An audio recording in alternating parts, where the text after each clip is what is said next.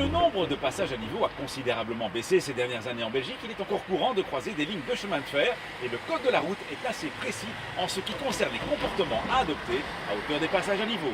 Les règles concernant les Un passages plan à de niveau chemin, ne sont un pas plan de rail. nombreuses, mais sont d'une importance capitale. En premier lieu, il y a les règles de franchissement. Ainsi, il est interdit de s'engager sur un passage à niveau lorsque les barrières sont en mouvement ou fermées, lorsque les feux rouges clignotants sont allumés ou lorsque le signal sonore fonctionne. Ne pas respecter ces conditions constitue une infraction du 4e degré, le niveau le plus grave, qui peut mener directement à la perte du permis et à une très grosse amende. Malheureusement, après le passage d'un train, des usagers s'élancent souvent alors que les barrières sont en train de remonter et les feux encore en phase rouge. Cette pratique peut se révéler dangereuse. Le feu blanc, c'est la garantie qu'il n'y a pas un train qui est en approche de ce passage à niveau, puisqu'un passage à niveau fonctionne sur base d'une détection automatique des trains qui se trouvent en amont. Et quand les barrières sont en mouvement, lorsqu'elles se relèvent, elles peuvent se rabaisser subitement. Il vaut donc attendre à tout prix que le feu repasse au blanc. C'est le gage absolu qu'il n'y a pas un autre train. Autre règle importante, un conducteur ne peut s'engager sur un passage à niveau si l'encombrement de la circulation est tel qu'il serait vraisemblablement immobilisé sur ce passage.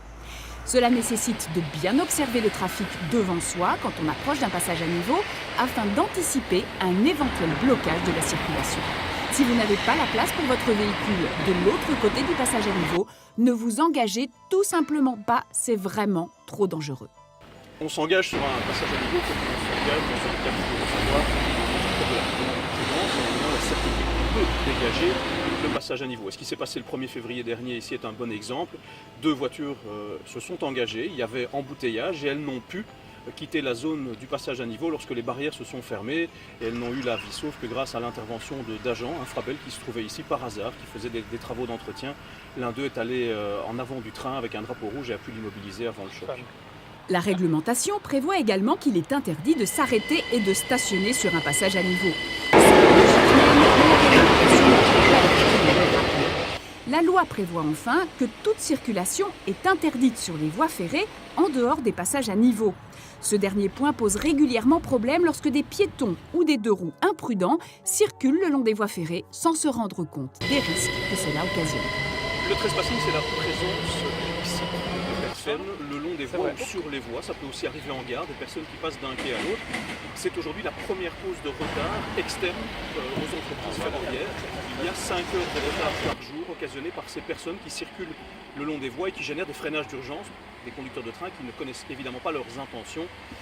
C'est aussi un phénomène qui cause de nombreuses victimes chaque année. Depuis le début de cette année, on a déjà eu 3 morts et 3 blessés graves par ce comportement qui est en fait aussi insouciant ou dangereux que celui qu'on retrouve parfois au passage à niveau. En plus des personnes tuées ou blessées gravement en se promenant le long des voies, il y a eu aussi en 2016 4 tués et 8 blessés graves dans des accidents à hauteur de passage à niveau. Et tout ça vous montre bien que toutes ces règles ne sont pas à prendre à la légère. À quel moment est-on obligé de laisser sortir un bus de son arrêt ? Si vous circulez dans une agglomération, que vous approchez d'un arrêt de bus et qu'un bus qui est immobilisé a mis ses clignotants pour indiquer son intention de quitter l'arrêt, vous devez lui céder le passage.